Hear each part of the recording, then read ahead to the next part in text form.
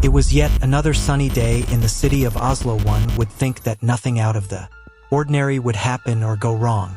A huge explosion that happened in the heart of Norway sent shock in all corners of the country. But the horror was still to show itself. And then, only hours after the first assault, what to many appeared to be a horrific dream come true. The image of a calm and essentially law-abiding nation was upset further with an even more vicious assault, and now the entire country feels stunned. The man to blame was not some distant soul.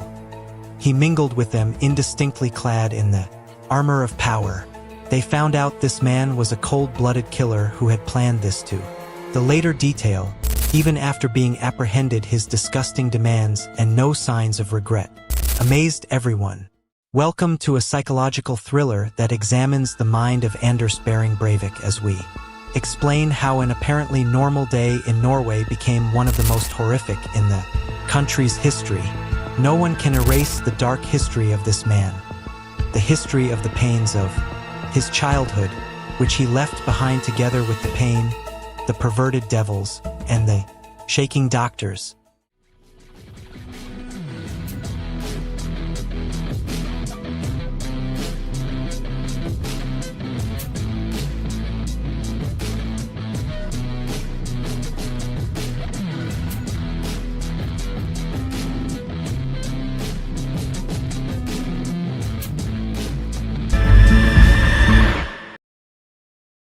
The peaceful Norwegian capital, Oslo, northwest of Europe, was brought to its knees on the 22nd of July in the year 2011 by one of the loudest single explosions that was heard across the country.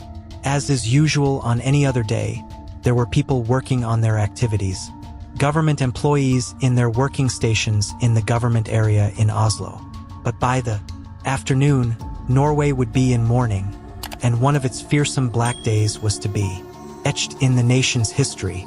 And at the very same 3:25 p.m, a shrill blast went through the air littered by thick black columns of smoke rising from the streets. The cause of the blast was not long in coming.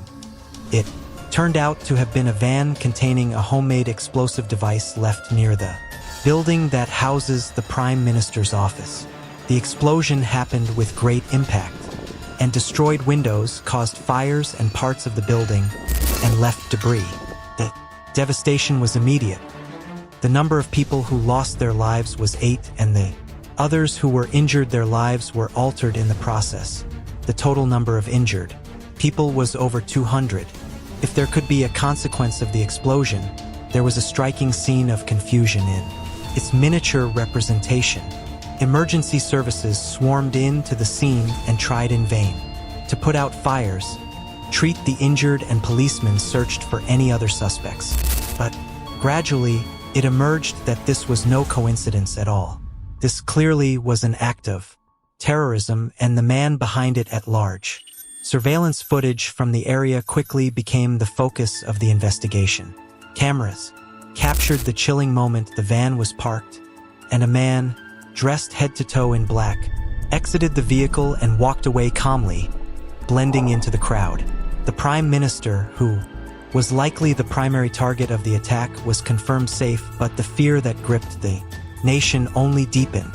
Who was this man, and what was his next move?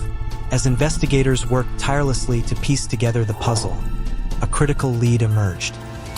Witness near the scene reported seeing a man in black, dressed in what appeared to be a police uniform, entering a vehicle shortly after the explosion.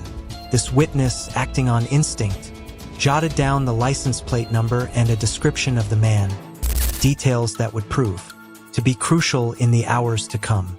But in the chaos that ensued, this vital piece of information was mishandled. When the police finally ran the license plate through their system, it led them to one name: Anders Behring Breivik, a 32-year-old Norwegian man. By the time the police had connected the dots, Breivik had already moved on to the next phase of his plan.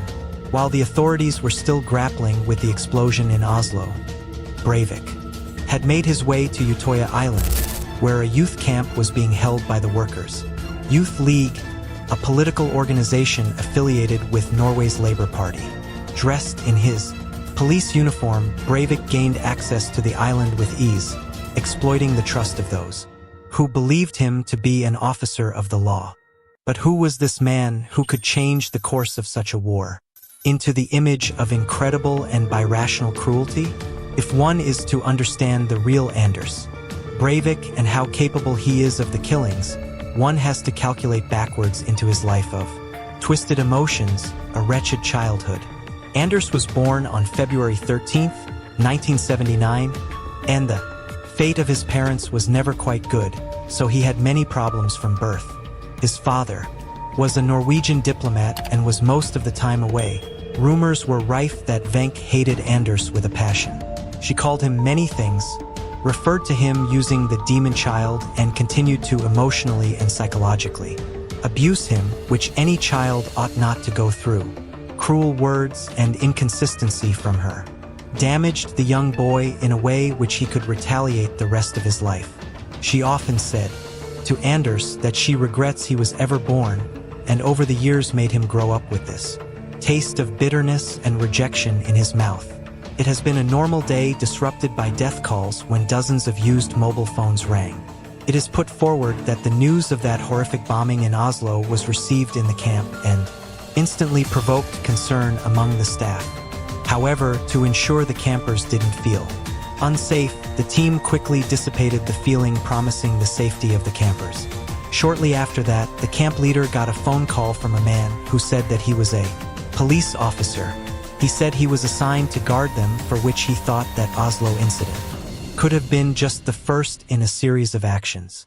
The man had a gun and an armored briefcase which they had with them, probably containing other weapons in case of an attack. When the man showed them a police ID, he was allowed into the island, a fatal mistake that everyone was to regret later on.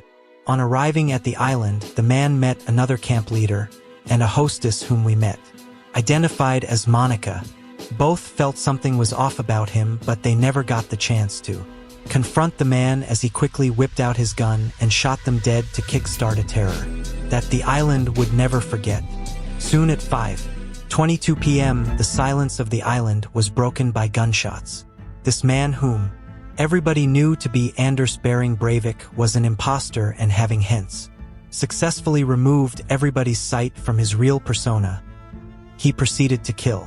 He tricked the scared adolescents to approach him as if he would shield them, and then shot them dead. As panic spread, some campers hid in the dense woods, while others sought refuge along the rocky coastline. A few brave individuals barricaded themselves inside buildings, hoping to avoid Breivik's path. Despite the terror, acts of heroism emerged. Two teenagers, Rusham and Moser, risked their lives to protect others, hiding 23 children in a secluded cave and rescuing several more from the water. Breivik showed no remorse, systematically executing his plan with chilling precision. He even spared a few lives, but these rare moments of mercy only highlighted the cruelty of his actions. As the massacre continued, the authorities in Oslo scrambled to respond, already overwhelmed by the earlier bombing. Finally, at 6:25 p.m., police arrived on the island. Breivik, having accomplished his deadly mission, surrendered without resistance. The aftermath revealed the true horror of the day. 69 lives lost on Utøya, with 110 others injured. Combined with the Oslo bombing, Breivik's actions resulted in the deaths of 77 people, marking the deadliest tragedy in Norway since World War II. The trial of Breivik made it clear that the person was not joking at all, and he was extremely violent in his attack. The trial was completed with the maximum penalty in the country, 21 years in prison. It was infuriating that, given the extent of his crime, he got such a short sentence, though it would have to be said that it was very harsh. The genocide is part of the terrible period of Norway's history, showing people the consequences of the fanatical ideas and speaking for the memory of the tragedy in the country's history. If you like this video, make sure to like, subscribe, and comment.